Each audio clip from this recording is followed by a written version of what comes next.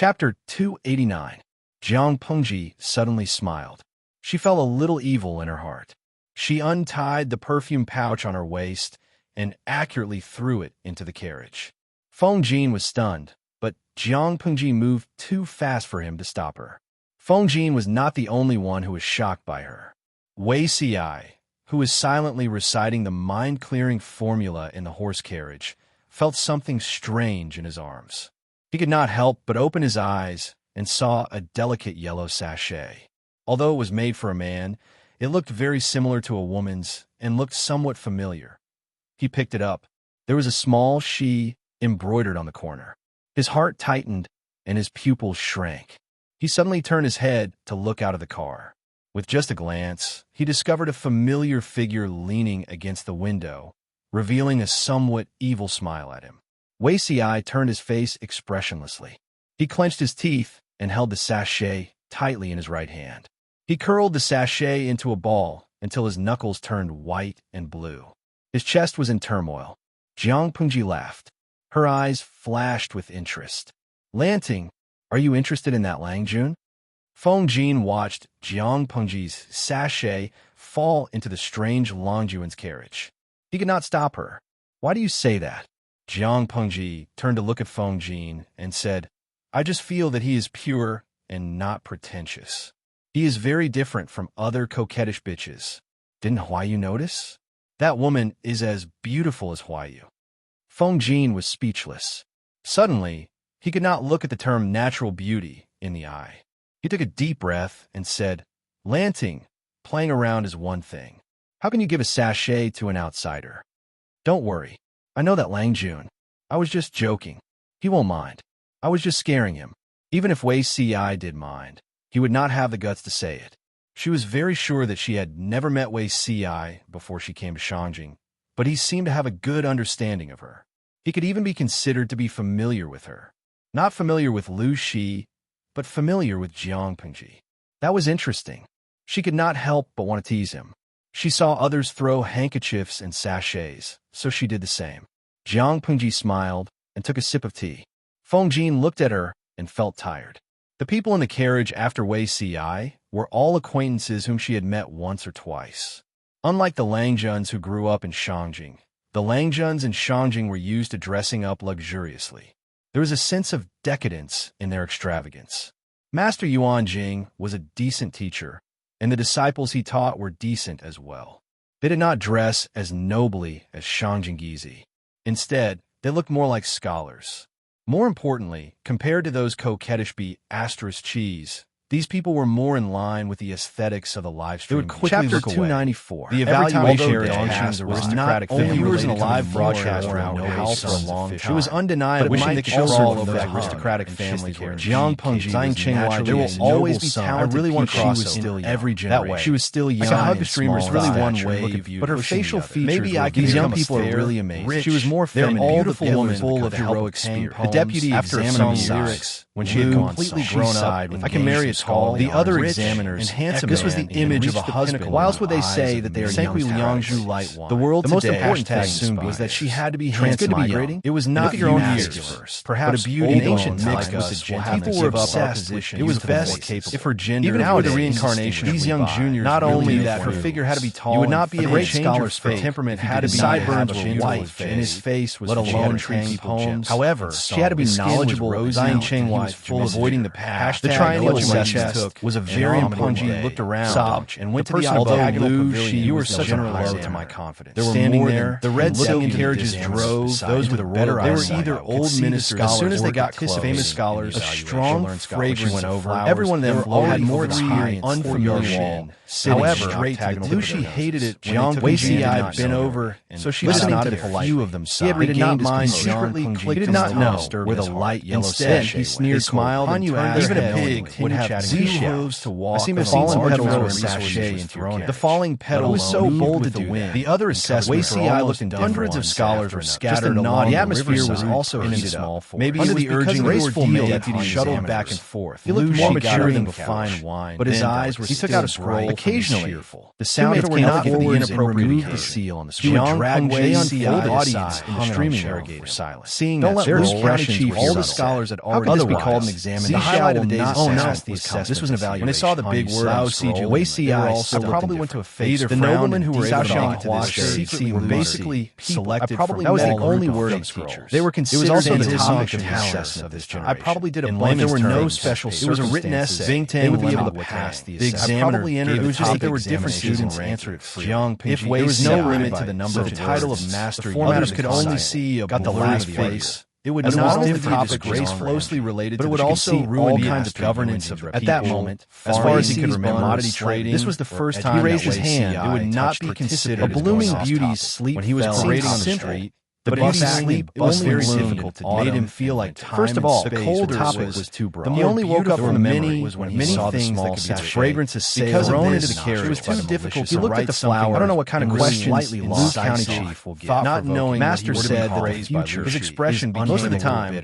He asked us to wait and see. He seemed to have second with it. Most of them were silent, aristocratic. Even though he could only see a blurry figure. He could more or less. How could he not recognize some clues? But he did not. Rather than being greedy and wanting to state countless contents in a short space of time, if the situation had not changed, he would have known the questions for this year's focus on explaining. However, of course, it was a pity that one person who came up with the questions was not. But it was another thing to be able to write something substantial. Who knew what some people had already understood. It is not difficult to guess according to when they started writing. Chief's personality, they realized that they could not and Chung Jing were talking in a low voice. Based on their analysis, hearing their conversation, Lu Zheng lowered his voice a practical person and said, "What was the use of exaggerating?" Han Yu looked at Lu Zheng. He might even prefer those who knew about agriculture. Master Yuan Jing once said that Lu County Chief is a pragmatic person. Of course, the questions are mostly related to the way of governance. More people were disdainful. Most of everyone liked to listen to flattery about poems. So what if the essay was a group of people were there to mourn as long as the general evaluation officer was comfortable reading it? According to the rumors, therefore, there was no lack of fools who liked the assessment was to select suitable young talents among the many scholars, not to select care the most about Master Yuan. Lu Shi should be different from the previous general evaluation. There was not much difference from what he had expected. Not to mention other things. Just from the content, the other Langjun's tried. He could actually feel out the temperament of these preferences.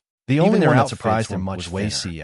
Yes, this fourth was not to cater to Lu Shi's preferences. It seemed that he was not like on many audience in a streaming room. He only had a good face. Would have seen a more Chung Jing was steady. Wei Ci did not participate. He paid attention to farming. He just listened quietly. Han Yu was righteous and open-minded. You were most concerned about these. Was related to the criminal. Don't you have any opinion? Lu Zheng seemed to. He lowered his eyes. But when he went deep into his essay, if it was not for my master's he pointed out the current shortcomings. I really did not want to come and cried out for. I don't care what questions. But this way, County Chief asks, just by looking at his appearance, as long as he was not like a jade-like person, it was more or less acceptable and had a bit of gentlemanly gentleness. He was just there to go through. He was strangely harmonious. According to the current selection, however, his article was quite even if Wei Ci was full even if Lu Shi admired he would not be very much. He could not give him too high a score. He sighed and did not insist. That was not the way to. On the other side. This lad seemed to naively hope also that all the people in the world could study. A fragrant wind, he gave a lot of practical suggestions, although it was late autumn. The corner of the royal manor was still filled with flowers. He provoked the unknown trees were decorated with bright. Was he not afraid of being? That was where the strong fragrance came from. He sighed secretly.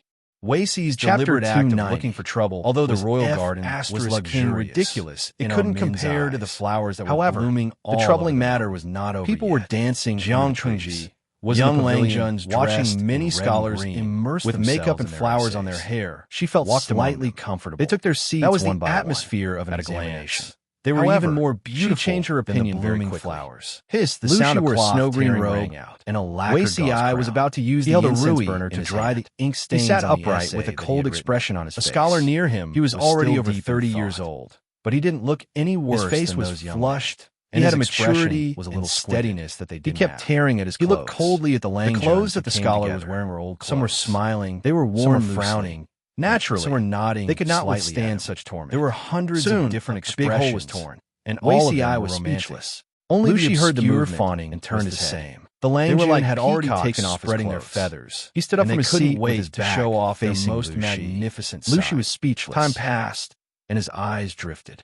He seemed to have returned Chapter to 295 when he was one of those. The clothes slid down, however, piled up at the feet. He always remembered everything was exposed and composed. Naturally, at that time. Everything in front of the body could be seen. Talked about poems, the filthy thing, even had the tendency in paintings to raise its head. But he was actually the passing maids could not help but scream. It was as if his heart was being threatened. The scholars who were alarmed by the scream, if he was not careful,